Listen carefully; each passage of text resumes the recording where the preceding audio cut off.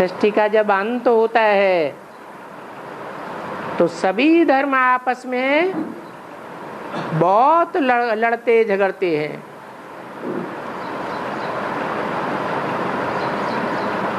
बाहर की दुनिया में तो लड़ते झगड़ते हैं ही, लेकिन भगवान बाप आकर के जो ब्राह्मणों की दुनिया रचते हैं वो भी चार अवस्थाओं से पसार होती है।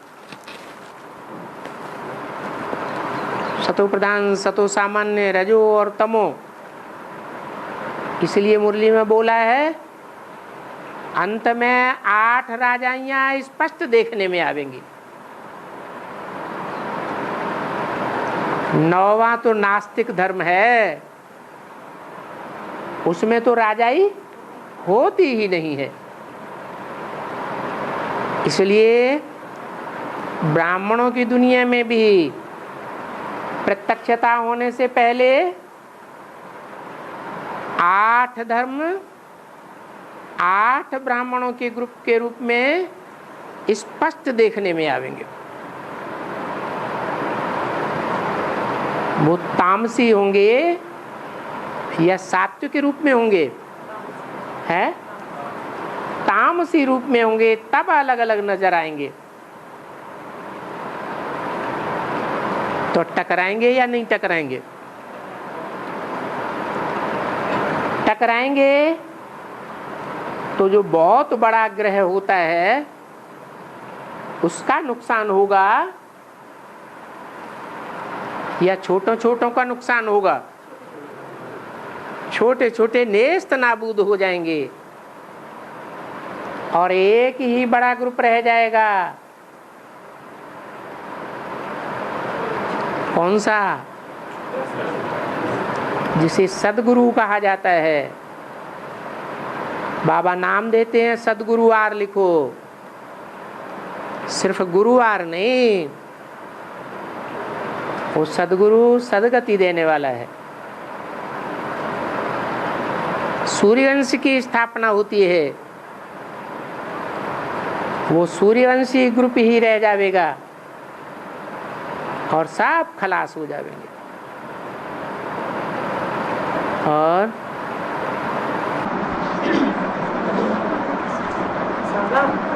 मधुबन में स्थूल सेवा देने के लिए मना किया है।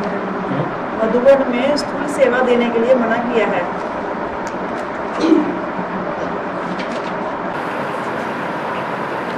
मधुबन किसका है? मधुसूदन बाबा का है। तो बाबा के घर की परवरिश कौन करेगा?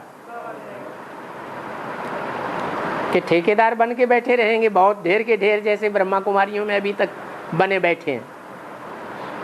अगर करना है, सेवा ही करनी है, तन से, धन से, मन से, तो सबसे अच्छी सेवा कौन सी होती है? गुप्तदान महाकल्याण। मनसा की सेवा, योग की सेवा सबसे अच्छी होती है। लेकिन योग भी अच्छा किनका लगता है? मन भी एकाग्र किनका अच्छा होगा?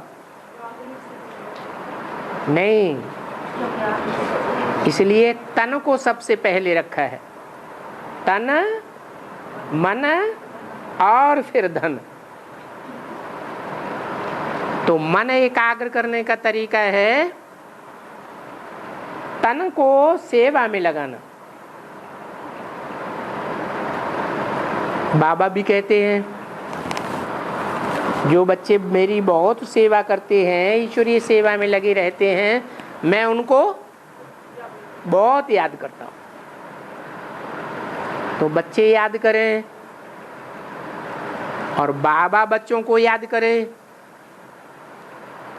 तो ज्यादा पावर किनको मिलेगी? जिनको बाबा याद करेगा उनको तो बहुत पावर मिलती है।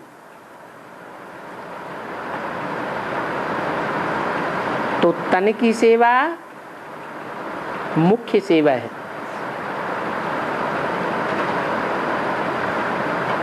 क्योंकि बच्चे साकार हैं, तन भी साकार है। साकार दुनिया में साकार सेवा भी चाहिए। कब तक? ये कब तक चलेगी साकार सेवा तन की? है जब तक हमारी संपूर्ण निराकारी स्टेज नहीं बन जाती। जब निराकारी स्टेज बन जाएगी, मन एकाग्र हो जाएगा। मन है 11वीं इंद्रिय, मुख्य इंद्रिय, जिस इंद्रिय के आधार पर 10 इंद्रियां भी काम करती हैं और उनका रिजल्ट निकलता है।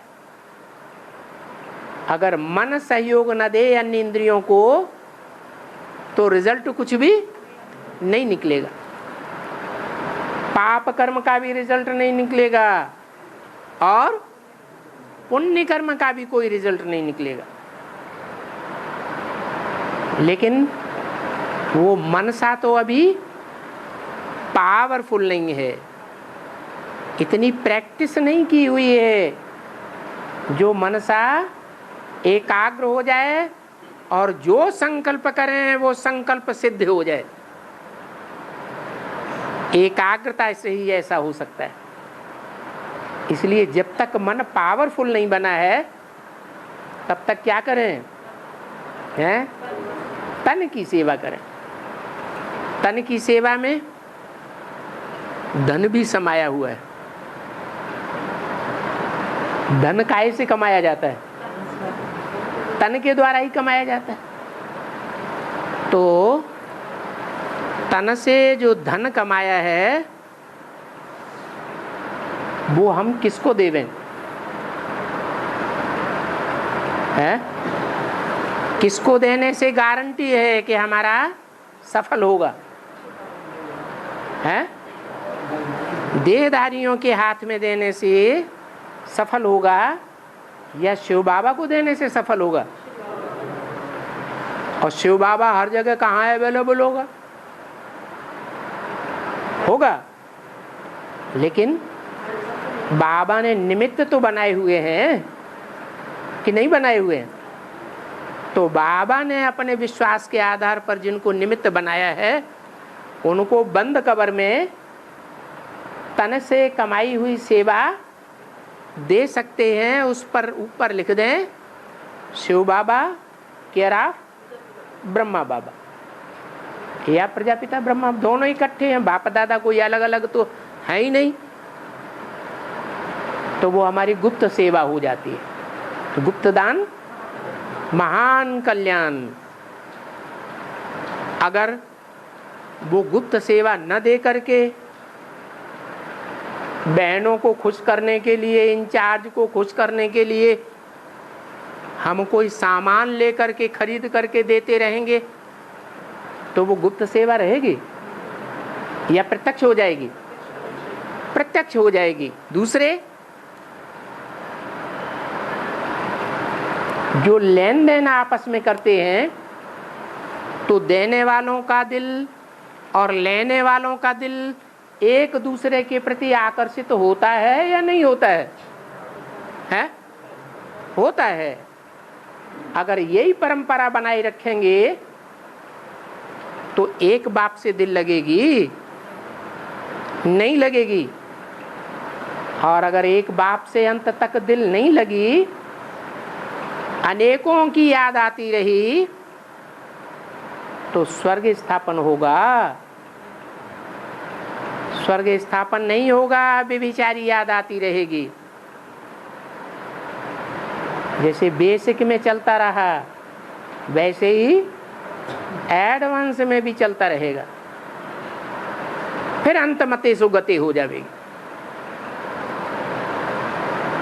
इसलिए ज्ञान की गहराई में जाने से ये ढेर की ढेर बातें निकलती हैं। हमारा आपसी लेन देन नहीं होना चाहिए। हमारा लेन देन सारा किससे होना है? बाबा के साथ होना है।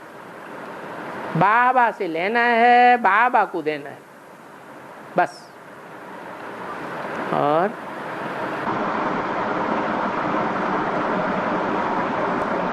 जैसे यज्ञ के आदि में जगदम्बा के अंदर प्रवेश करके सुनने सुनाने का फाउंडेशन था, लेकिन बाबा ने पूछे में बोला मैं क्या भक्ति मार्ग का फाउंडेशन डाल लिया था, इससे क्या बात साबित? जगदम्बा में प्रवेश करके भक्ति का फाउंडेशन डाला, सुनने और सुनाने का फाउंडेशन डाला। तो सुनने और सुनाने का फाउंडेशन भक्ति के बगैर ज्ञान प्रत्यक्ष होगा क्या?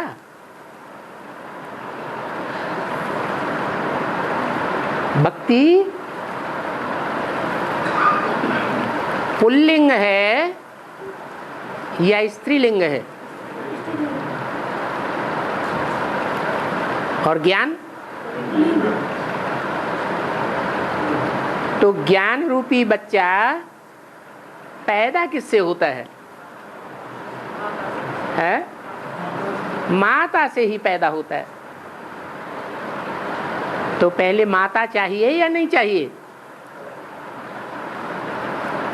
तो माता के द्वारा ये भक्ति का फाउंडेशन लगाया जाता है। वो भक्ति ही आधार बनती है ज्ञान लेने के। जो पहला ब्राह्मण गाया हुआ है ब्रह्मा की औलाद, जो पहला ब्राह्मण सो पहला देवता सो पहला क्षत्रिय सो पहला वैश्य और शूद्र, वो अव्वल नंबर का ब्राह्मण ज्ञानी ब्राह्मण होगा या अज्ञानी होगा?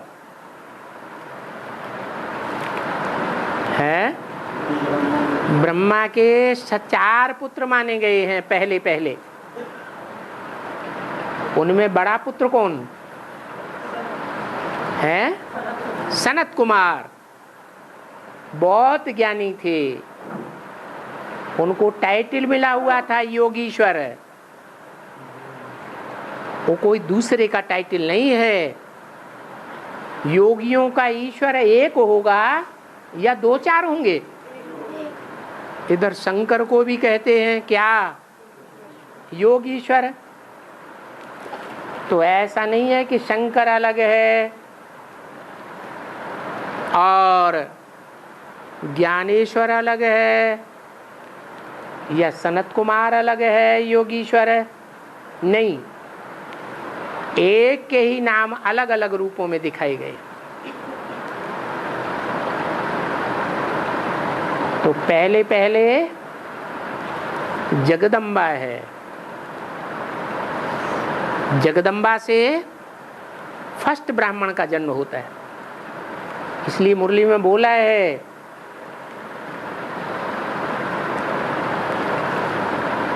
ब्राह्मण बने बिगर प्रजापिता था क्या? प्रजापिता को भी पहले क्या बनना पड़े? ब्रह्मा का बच्चा ब्राह्मण बनना पड़े।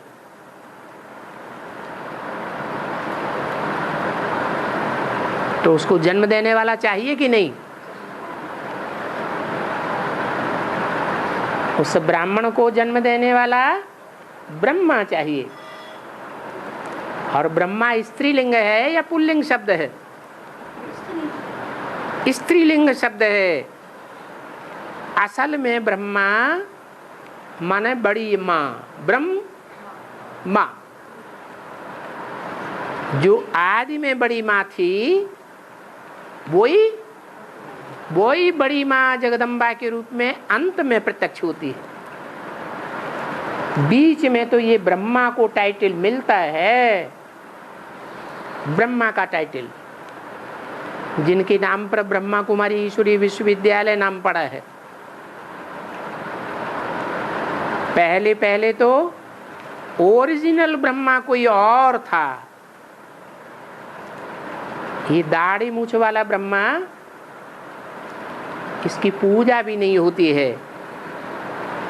वही दाढ़ी मूछ वाला ब्रह्मा शरीर छोड़ने के बाद जब उसे यज्ञ के आदि वाली माता में प्रवेश करता है दूसरे जन्म में, तो जगदम्बा के रूप में पूजा जाता है। और आप आगे आके बैठिए, पीछे से सुनाई नहीं पड़ता पूरा।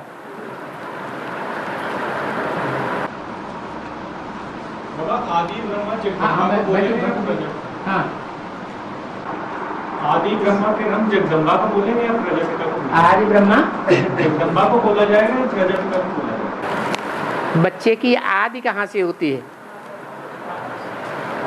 जो बच्चा है पैदा होता है ना, उसकी आदि कहाँ से हुई? बाप से कहें या माँ से कहें? क्यों? बाप बीज नहीं डालता। बाप जो बीज डालता है वो पहले या माँ पहले?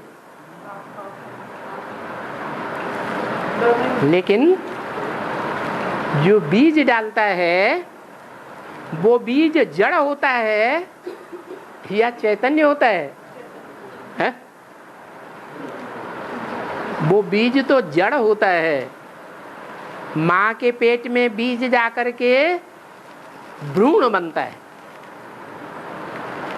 वो भ्रूण चैतन्य होता है या जड़वत होता है?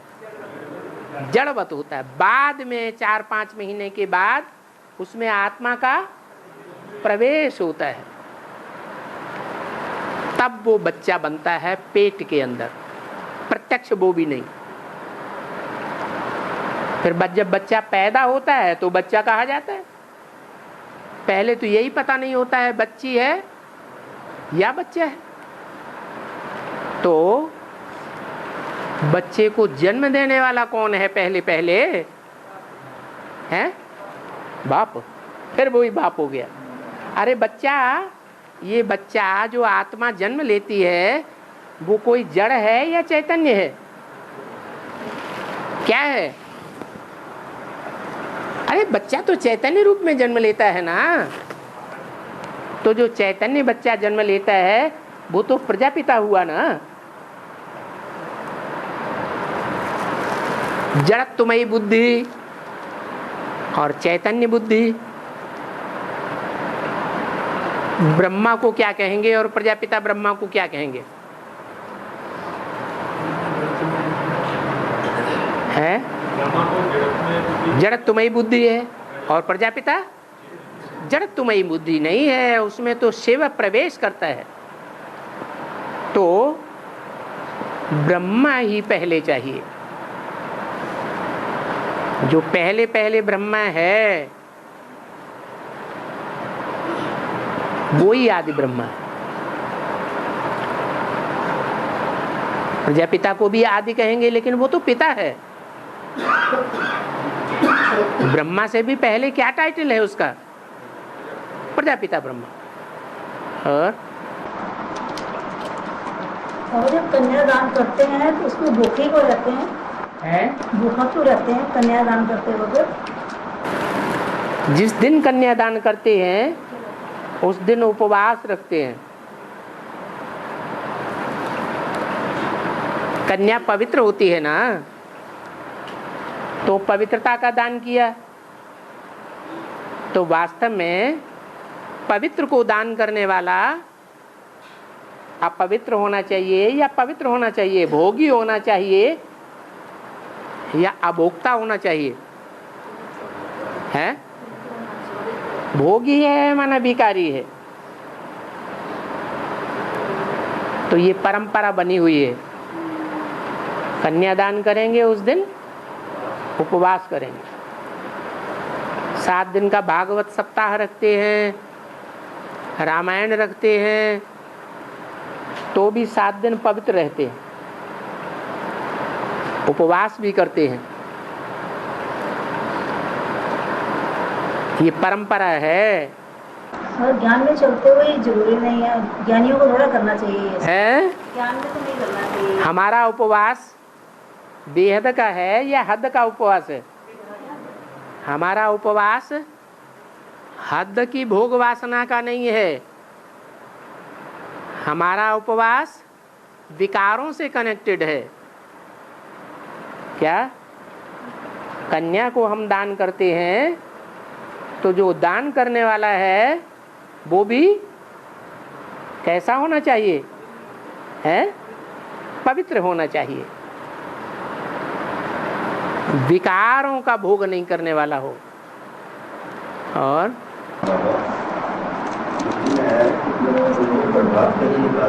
लक्ष्मी नारायण का चित्र साथ में रखो। तुम जब प्रभात फेरी निकालते हो तो लक्ष्मी नारायण का चित्र साथ में रखो। प्रभात फेरी निकालते हैं तो लक्ष्मी नारायण का चित्र साथ में रखते हैं। हाँ, इसका बेहद में क्या है? बेहद में क्या अर्थ है? माने बुद्धि में लक्ष्मी नारायण रहना चाहिए ना। किसी को लक्ष्य देंगे, किसी को ज्ञान देंगे, तो हमारे समझाने वाले की बुद्धि में लक्ष्य होगा या नहीं होना चाहिए?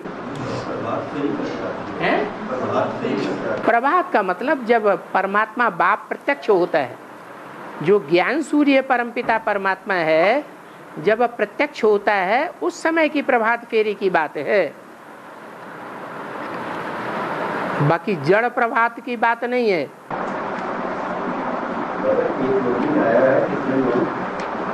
82 साल माया से युद्ध करते हैं। 82 साल माया से युद्ध करते हैं। कितने साल? 82 साल 82 ईयर्स। हाँ, इसका बेहद में क्या है? माया से युद्ध है। जब ज्ञान होगा तब ही होगा। क्या अज्ञानी के लिए कहेंगे माया से युद्ध है? ज्ञान होगा तो माया से युद्ध होगा। तो सन 36 में 18 वर्ष जोड़ दो, कितने वर्ष आए?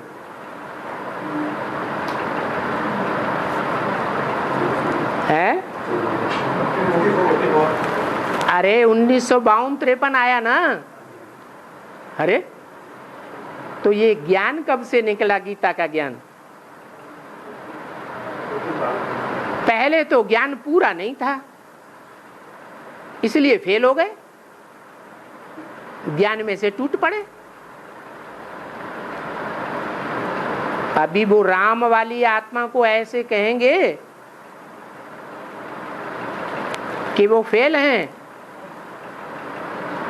अभी नहीं कहेंगे। तो ये ज्ञान कब से निकला? पहले तो बाबा मुरली भी नहीं चलाते थे।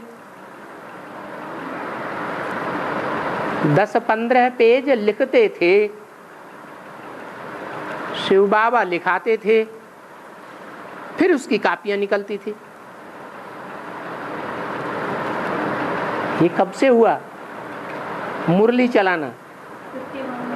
उसके बाद सन 47 से ये मुरली चलाने का काम शुरू हुआ, तब से ये वेदवाणी निकली। लेकिन वो वेदवाणी संसार में फैलाई गई या सिर्फ अंदर अंदर के ओम मंडली वाले ग्रुप में ही रही? अंदर ही रही। उसकी कापियां बाहर तो नहीं आई। बाहर आना कब से शुरू हुआ? जब ज्ञान बाहर आए तभी तो ज्ञान कहा जाए। तो पहला सेवा केंद्र 1952-53 में खुला, कमला नगर सेंटर। वो बेसिक ज्ञान वहां से शुरू हुआ। तो जब से ज्ञान शुरू हुआ है तभी से विकारों पर विजय पाने की बात शुरू होती है। वो ज्ञान ही नहीं है तो अज्ञानी क्या विकारों पर विजय प्राप्त करेगा? तो 52 से लेकर के 2036 तक कितने साल हुए? 82 साल हो गए। और हाँ, बाबा को धोबी भी कहते हैं। बोले धोबी धोबी भी कहते हैं। धोबी कपड़े धोने। शिव बाबा को धोबी कहते हैं। हाँ, रामायण में आता है कि धोबी ने अपनी घरवाली को घर से निकाला। हाँ, और उसी बात को लेकर राम ने सीता को भी बुलवा दिया। हाँ। इसका संबंध में बेहद में क्या है? जो धोबी है वो नीच जाति है या ऊंची जाति मानी जाती है? नीच जाति मानी जाती है। और धोबी कहो, डॉक्टर कहो, वाशरमैन कहो, ये टाइटल देह में प्रवेश करने के बाद के हैं या पहले के हैं? प्रवेश करने के बाद। देह में प्रवेश करने के बाद ये टाइटल पढ़ते हैं। तो जिस देहधारी में प्रवेश करते हैं वो उसके लिए कहेंगे धोबी, व्यापारी, जादूगर, रत्नागर। शिव तो कोई टाइटल धारण ही नहीं करता ऐसे। हाँ, तन में जब प्रवेश करते हैं तो शरीरधारी के ऊपर वो टाइटल पढ़ते हैं। तो धोबी शब्द जो है वो नीचता की बात है। जब संपन्न बन जाएगा वो शरीरधारी तो धोबी का काम करेगा, है नहीं? दृष्टि मात्र से ही परिवर्तन होने लगेगा। अरे दृष्टि को छोड़ो, वाइब्रेशन मात्र से ही परिवर्तन होगा। जल की भी जरूरत नहीं पड़ेगी धोने के लिए। ज्ञान जल की जरूरत पड़ेगी? मुख से ज्ञान बैठ करके सुनाएगा? नहीं सुनाएगा। तो वो है ऊंची स्टेज, और धोबी की है नीची स्टेज। और बाबा, हाँ, एक स्लोगन में लिखा है, स्लोगन में भाव और भावना की पवित्रता ही सेवा का फाउंडेशन है। श्रेष्ठ भाव हो, भावना श्रेष्ठ हो, लेकिन होगी कब? जो पवित्र होंगे उनकी भाव और भावना पवित्र होगी, श्रेष्ठ होगी, या जो भोगी होंगे उनकी भावना श्रेष्ठ होगी? तो आधार श्रेष्ठ होना चाहिए। और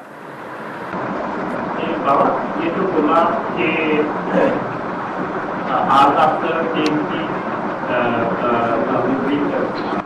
देखते थे, बस ये कहा कि सिंध हैदराबाद की बात है या कराची की बात? ब्रह्मा बाबा रात को लिखते थे ना मुरली, 8-10 पेज लिखते थे मुरली। तो वो सिंध हैदराबाद की बात है या कराची की बात है? ब्रह्मा बाबा यज्ञ के आदि में जब झगड़ा शुरू हुआ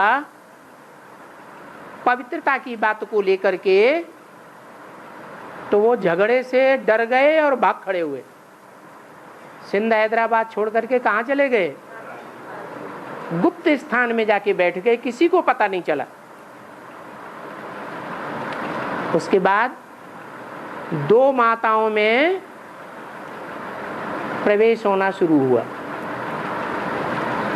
शिव बाबा लिखाते थे और वो माताएं लिखती थी। उसकी कापियां निकलती थी जो बाद में पढ़ के सुनाई जाती थी। फिर जब सन 47 हुआ, हिंदुस्तान पाकिस्तान का झगड़ा हुआ, उस समय जो 7 तालों के अंदर बंद करके रखी गई थी कन्याएं माताएं सिंध हैदराबाद में, वो निकल पड़ी। मौका मिल गया उनको और वो कराची में पहुंच गई। उस समय की बात है मुरली चलाने की। बाबा ये मतलब ब्रह्मा बाबा के मतलब प्रजापिता वाली आत्मा की जाने के बाद कराची गए या फिर पहले? ग्यारह के बाद नहीं, प्रजापिता वाली आत्मा जब जगह छोड़ के चली गई, राम वाली आत्मा चली कहाँ गई? वो तो जब झगड़ा हुआ तो एंटी ओम मंडली कोर्ट कचहरी तक पहुंच गई, और उससे उनको सफलता जब नहीं मिली तो उन्होंने उसकी हत्या कर दी, लाश भी गुम कर दिया। फिर तो वो पार्ट खत्म हो गया। परंतु शिव बाबा को तो अपना काम करना था ना।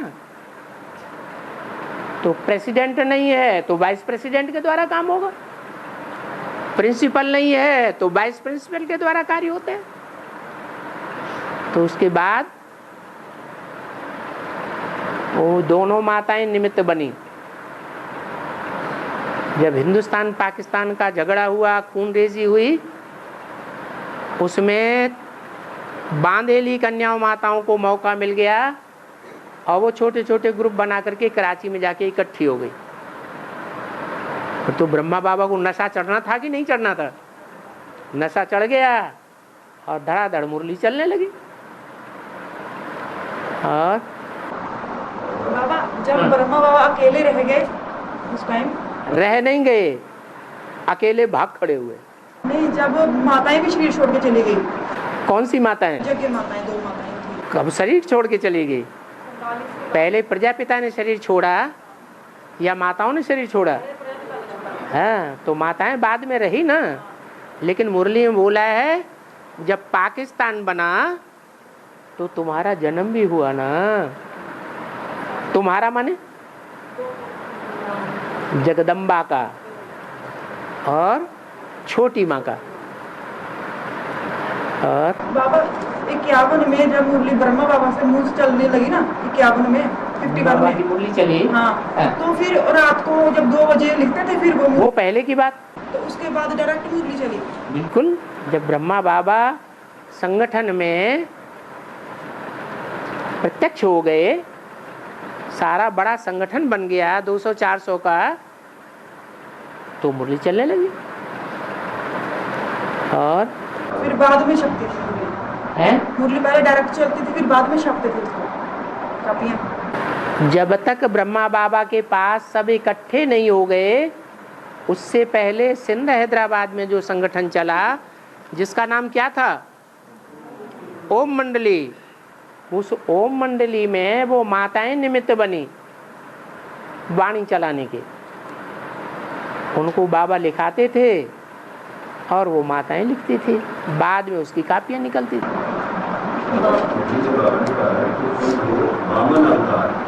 है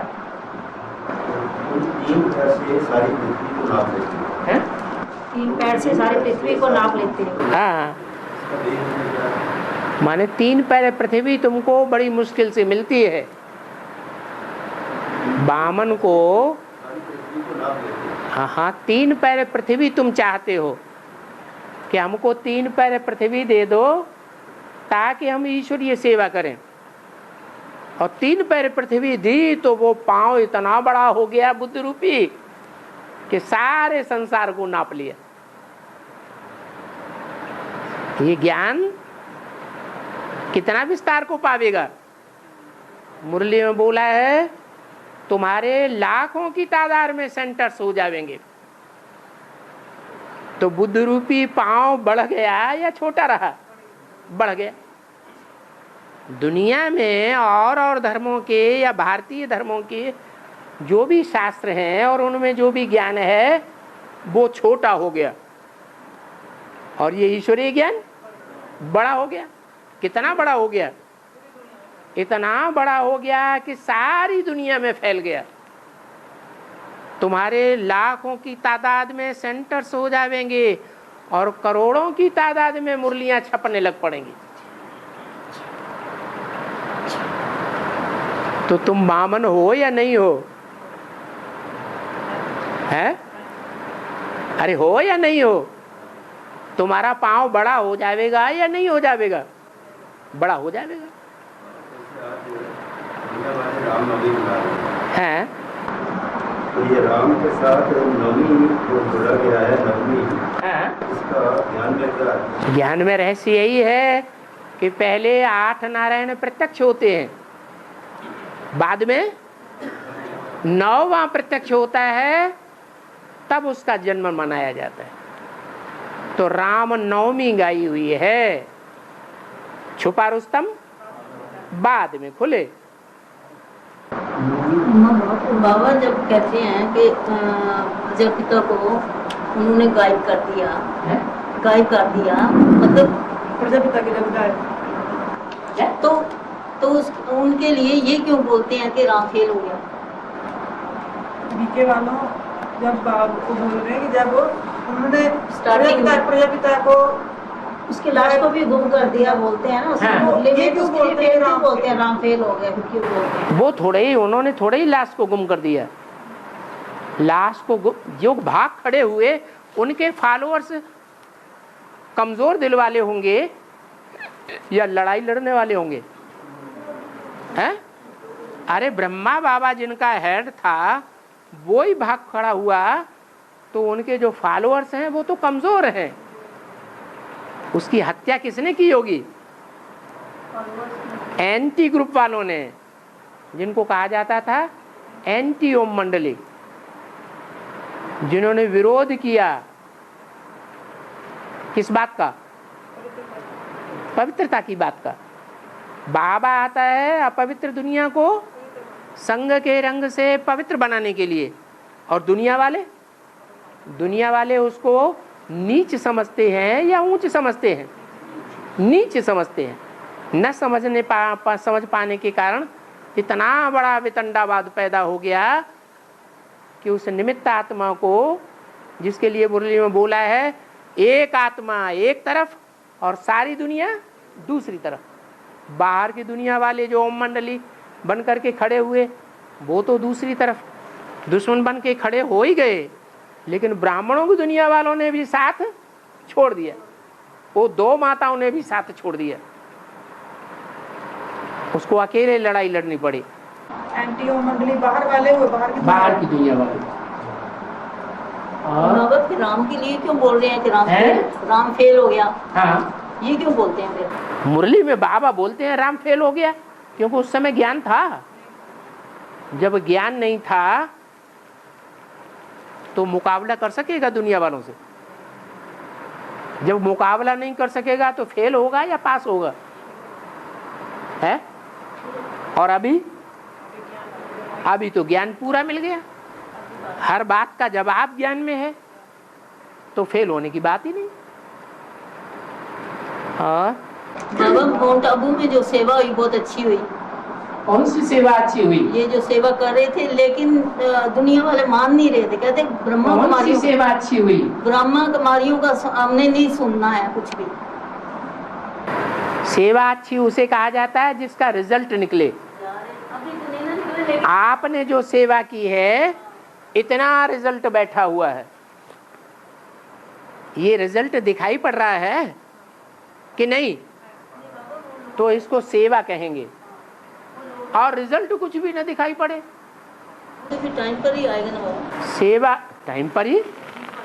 वाह, ये क्या बात हुई कि टाइम आएगा तो कब टाइम आएगा? लोग जो है ना वो कहते हैं, अरे ये कहो कि एडवांस पार्टी में मेले मलाखड़े शुरू हो गए। उन मेले मलाखड़ों में बाप नहीं होता है,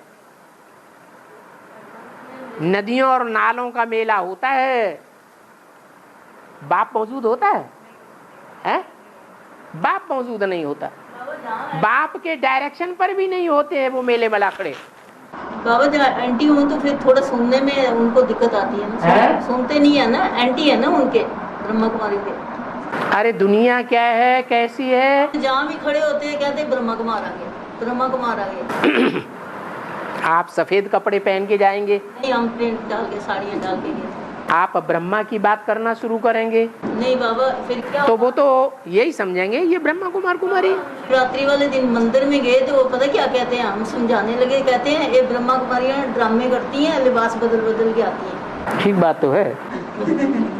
कहते हैं इनको नहीं सुनना है, लिबास बदल के आती है। ठीक बात तो है। वैसे ब्रह्मा कुमारियों की बात दुनिया वाले सुनते हैं?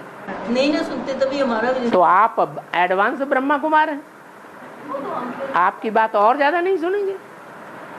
हाँ, शब्द है आबू शब्द है, इसका ज्ञान में क्या अर्थ है?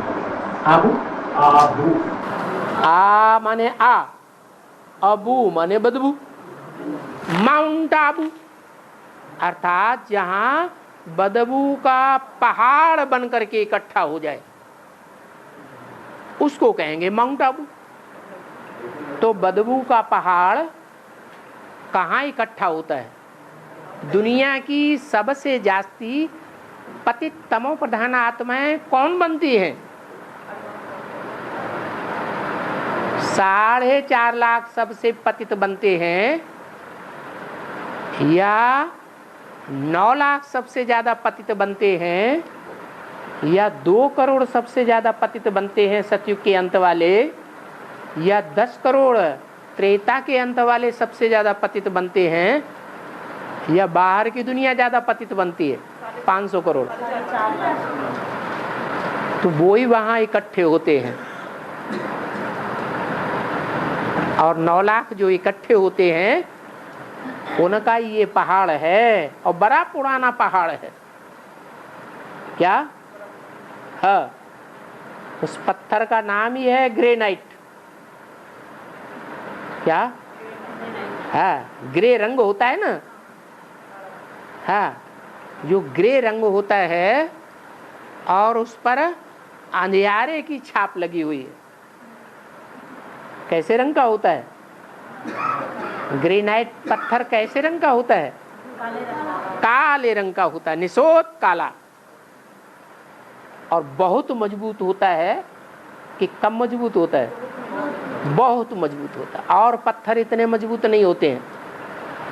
तो ऐसी पत्थर बुद्धि आत्माओं का संगठन, 9 लाख आत्माओं का संगठन पहाड़ बनकर के वहां इकट्ठा हो जाता है। इसलिए उस पहाड़ का नाम रखा है माउंट आबू। दुनिया की बड़े से बड़ी बदबू धारण करने वाले वहां इकट्ठे हो जाते हैं। इसमें बड़े बड़े राजाएं हैं, सूर्यवंशी राजाएं, जिन राजाओं की प्रजा भी वहां शामिल है। राजाओं के पीछे ही प्रजा होगी ना। जब राजाएं बहुत पतित बनते हैं तो उनकी प्रजा बहुत पतित बनेगी या नहीं बनेगी? यथा राजा तथा प्रजा। ये दुनिया की सबसे पतित आत्मा है, इसलिए नाम बोला है माउंट आबू। मुसलमान धर्म है, मुसलमान धर्म के अंदर कोई आबू नाम का भगत हुआ है। आबू, आबू नाम का, आबू नाम का कोई भगत हुआ है। भगत है, कोई भगत हुआ। हाँ, वो खुदा की जो बंदगी करता था ना, उस बंदगी में बाप वगैरह आते हैं तो उसमें ये बताया जाता है कि आबू को खुदा बहुत याद करते हैं। हाँ, एक है जिनको जो खुदा को याद करते हैं, हाँ, दूसरे हैं जिनको खुदा बहुत याद करते हैं। जैसे बाबा कहते हैं शिव बाबा है, वो सूर्यवंशियों को याद करता है, या और धर्म वाले 500 करोड़ मनुष्य आत्माओं को याद करता है? मतलब आबू जो है वो सूर्यवंशियों के मुखिया को ही करेंगे। बिल्कुल, उसी का नाम आबू हुआ। आबू नहीं, माउंट आबू, गुरु शिखर कहेंगे उसे। माउंट आबू में भी सबसे ऊंची स्टेज वाला। अब एक पॉइंट आया है कि मैं भक्ति मार्ग में भी सेवा करता हूँ। इसका क्या भक्ति मार्ग में मैं जो शब्द है वो किसके लिए आया है? हैं? शिव के लिए आया है। मुरली में बोला है इस संसार में सदा कायम कोई चीज है नहीं, सदा कायम तो एक शिव बाबा ही है। तो शिव बाबा सदा कायम है इस सृष्टि पर, या शिव बाप सदा कायम है? यही अंतर है। मैं, ये कौन बोल रहा है? शिव बाप बोल रहा है या शिव बाबा बोल रहा है? शिव बाबा ने बोला। भक्ति मार्ग में जो लोग देवियों की पूजा करके अपने मनोकामनाएं पूर्ण करवा लेते हैं, वो सही मायने में शिव बाबा ही करते हैं। बाबा ही करते हैं, और कौन करेगा? शिव बाबा जब कहते हैं तो साकार शरीरधारी सृष्टि पर होता है या नहीं होता है? और उसमें बाप समान आत्मा जो बनती है वो काम करती है या नहीं करती है? करती है। तो दोनों ही हैं। शिव समान बनने वाली आत्मा माने जिसका नाम शिव के साथ जोड़ा जाता है। दुनिया में और किसी देवी देवता या और किसी मनुष्य आत्मा या धर्म पिता का नाम नहीं जोड़ा जाता। किसका जोड़ते हैं? शंकर का नाम जोड़ते हैं। तो वो सदा है इस सृष्टि पर कायम। लेकिन द्वापर कलयुग में, सतयुग त्रेता में कोई उसे पहचानता नहीं है। क्योंकि वहाँ ज्ञान लोप हो जाता है। ज्ञान माने पहचान, जानकारी, ज्ञान, जानकारी। तो जानकारी लोप होने के कारण बाप को कोई पहचानता नहीं। और पॉइंट है, या तो इन विकारों को दान दे दो है या जीतो, या फिर जीतो। या जीत लो। योग बल से या तो जीतो या तो दान दे दो। क्या ये दान देने का क्या है? दान देने का मतलब तुम्हारे परिवार में कोई है या नहीं है जिनमें पवित्रता है या नहीं है? अरे बहन बेटी है कि नहीं है, बहुएं हैं कि नहीं है? नई बहू आई, बच्चा ज्ञान में चलने लग पड़ा, बहू भी ज्ञान में चलने लग पड़ी। अब ससुर उसको रोकता है मत चलो, तो दान देता है या मना करता है? हैं? क्या करता है? बोलो। मना करता है। मना करता है माना दान नहीं देना चाहता। बाप का जो परिवार है उसमें जितने भी सदस्य हैं वो सब बाप के सदस्य हैं ना।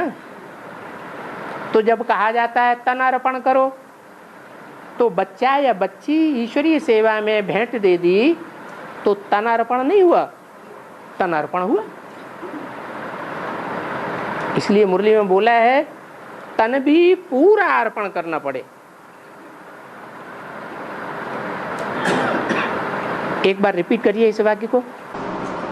या तो इन विकारों को दान दे दो, इन विकारों को दान दे दो या जीतो। या तो जीत लो। जीतेंगे कब? जब याद बल का पुरुषार्थ करेंगे। अगर याद का बल का उतना पुरुषार्थ नहीं होता है तो क्या करो? दान दे दो।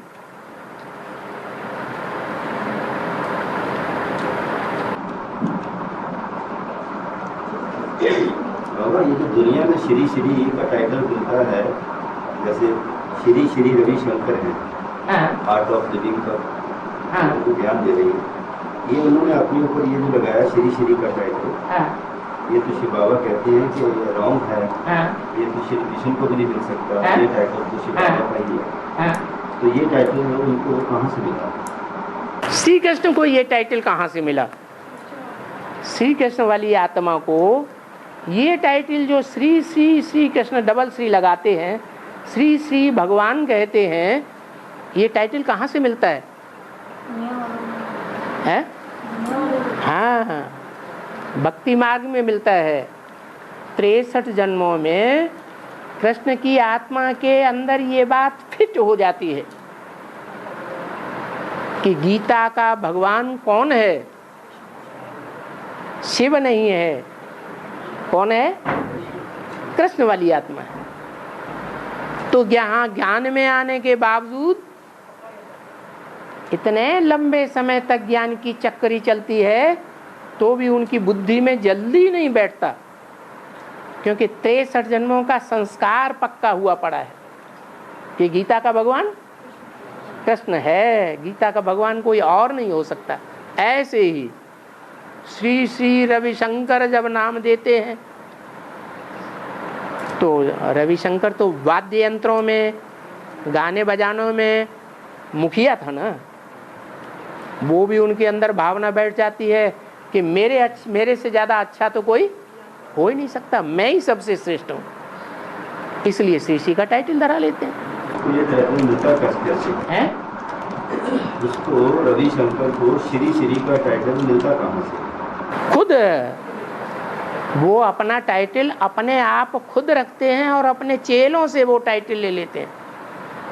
जैसे बाबा कहते हैं गुरु लोग भीख मांगते हैं, खुद मांगते हैं या चेलों से मंगवाते हैं? चेलों से मंगवाते हैं। गुरु नानक के लिए गुरु नानक देव कहा गया, उनको देव तो नहीं कह सकते। जिस आत्मा में प्रवेश होता है उसका नाम गुरु नानक है या ऊपर से आने वाली आत्मा का नाम गुरु नानक है? गुरु नानक शरीर के ऊपर नाम पड़ता है या आत्मा के ऊपर नाम पड़ता है? और शरीरधारी कौन सा है? स्वर्ग में आने वाली आत्मा है या ऊपर से आने वाली आत्मा है? शरीरधारी है, नीचे वाली, ऊपर से आने वाली, सतयुग त्रेता से आने वाली आत्मा है जिसका नाम पड़ता है नानक। तो वो देव नहीं है, वो देवता है या नहीं है? देवता तो है ही। 36 के आंकड़े का क्या अर्थ है? कहते हैं ना, इनका आपस में 36 का आंकड़ा है। 36? हाँ, 36 का आंकड़ा। हाँ, तो 36 का वर्ष जो है वो तो हमारे यज्ञ का बहुत इम्पोर्टेंट वर्ष माना गया है। हाँ। तो 36 के आंकड़े को अच्छा नहीं माना गया है। बिल्कुल सही बात। जब से ये यज्ञ आरंभ हुआ तो स्थापना के साथ साथ विनाश की भी शुरुआत हो गई। कैसे? स्थापना के साथ साथ विनाश ज्वाला भड़काने वाले कौन? ब्रह्मा, बाप और ब्राह्मण बच्चे। तो ब्रह्मा के साथ तो ब्राह्मण बच्चे हैं, वो तो एक ही हो गया। फिर दूसरा कौन? दूसरा बाप। पहले ब्रह्मा का नाम लिया, ब्रह्मा के साथ सारे, अम्मा के साथ सारे ही ब्राह्मण हो गए। अम्मा का प्यार सब बच्चों को पसंद है। बाप की लताड़ सूर्यवंशी तो सहन करते हैं, बाकी दूसरे वंश के सहन करते ही नहीं। तो बाप और ब्रह्मा ये दो ग्रुप हो गए यज्ञ के आदि से ही। यही 36 का आंकड़ा है। सन 36 में स्थापना भी हुई और विनाश का फाउंडेशन भी पड़ा है। देवताओं की और इंद्रियां, थोड़ा जोर से बोलो। देवताओं की अलग अलग इंद्रियां पूजी जाती है, जैसे हस्त कमल, कमल पाद, कमल नयन है, क्योंकि उन्होंने उन इंद्रियों से श्रेष्ठ कार्य किए। हाँ, शिव का लिंग पूजा जाता है। लेकिन जो और ब्राह्मण देवताएं हैं, जो भी 33 करोड़ देवताएं हैं, वो अपनी स्थूल इंद्रियों को कंट्रोल कर लेते हैं। लेकिन जो मुख्य इंद्रिय है कंट्रोल करने के लिए, काम इंद्रियों को 100% कंट्रोल किसी ने नहीं कर पाया। वो कौन करता है? कोई करता है या नहीं करता है? वो कौन है?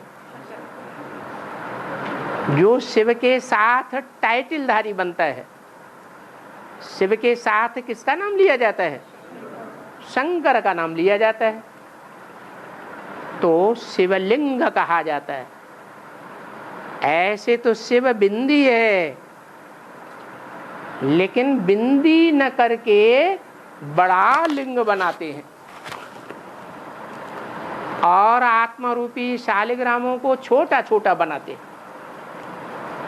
इसका क्या मतलब है?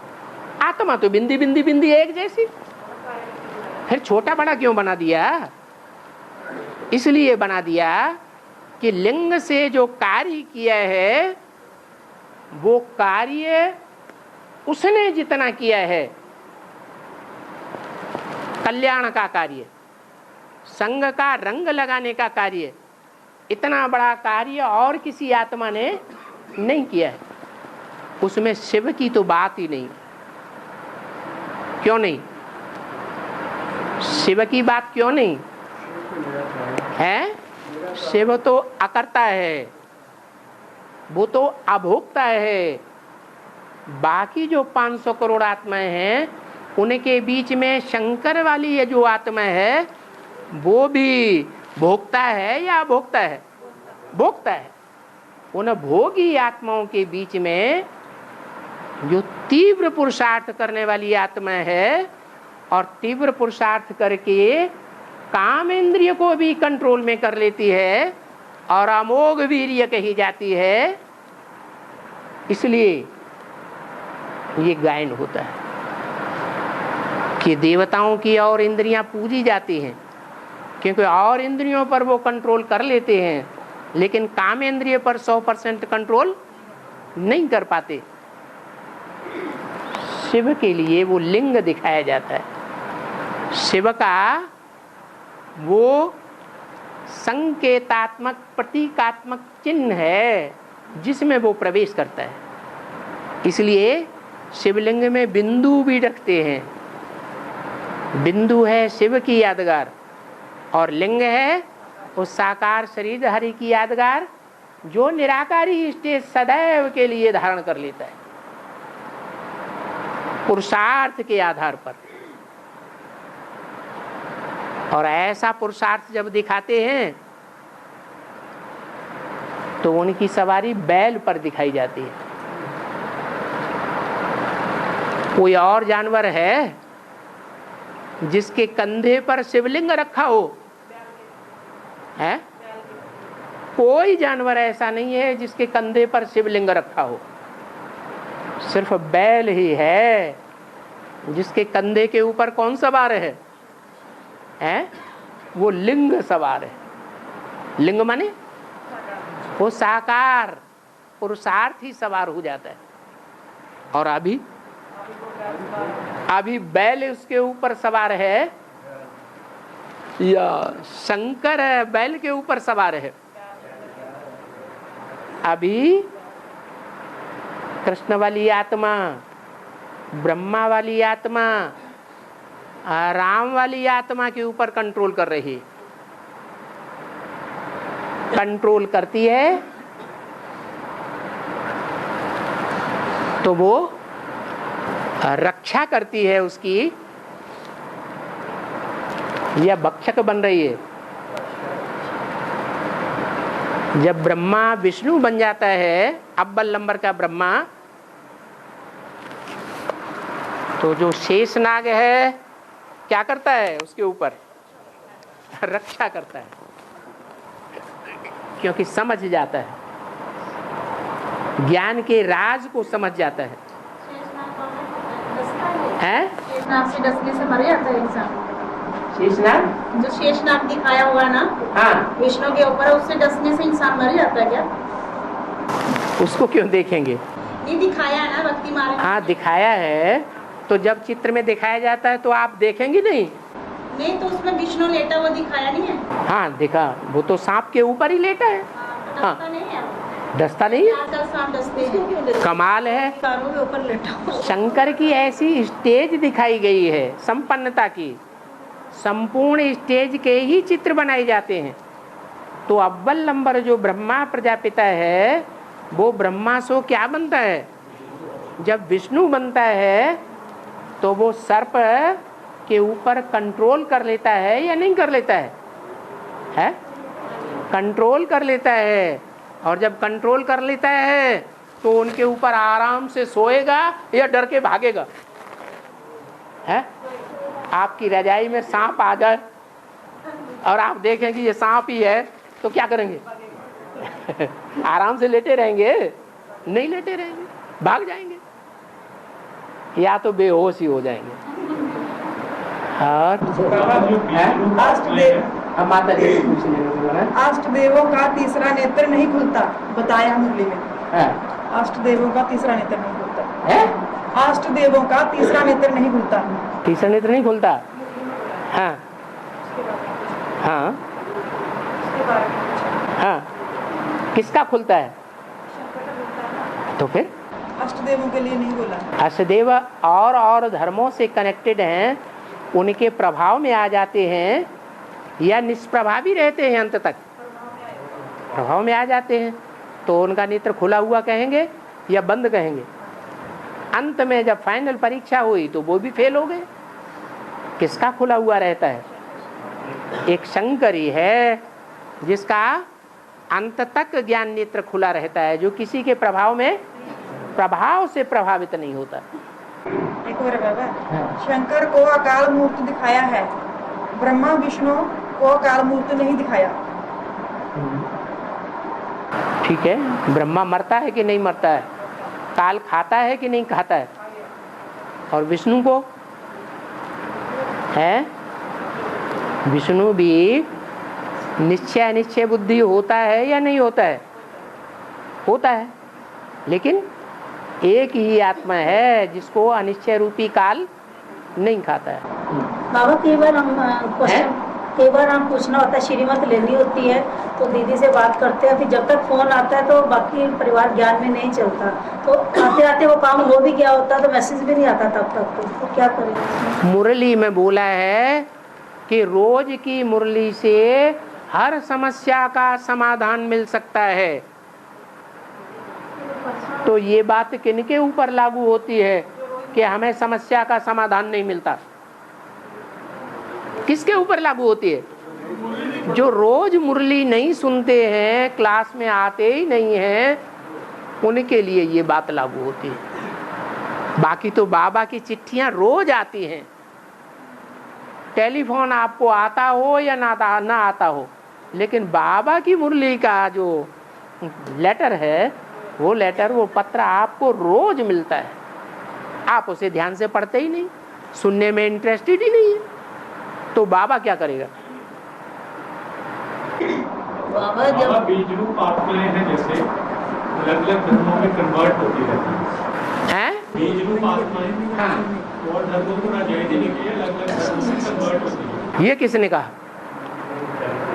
और धर्मों में जन्म लेती है। जन्म लेने को कन्वर्शन नहीं कहा जाता, जन्म लेने के बाद फिर कन्वर्ट हो जाए दूसरे धर्म में, उसको कन्वर्शन कहते हैं। बाबा जो बेसिक वाली आधार मूलत आत्माएं हैं, उनका तो जैसे प्रकाश में जाती है वो कन्वर्ट है, जैसे इस्लाम में कन्वर्ट हो गई, अंत तक वो इस्लाम धर्म में रहेगी या दूसरे किसी धर्म में जन्म ले सकती है? और इस्लाम धर्म में ही रहेगी। अगर रहेगी नहीं, मायावियों के संपर्क संसर्ग में ज्यादा जन्म रहेगी नहीं, तो इतनी पावरफुल माया कैसे रूप बनेगी, धारण करेगी?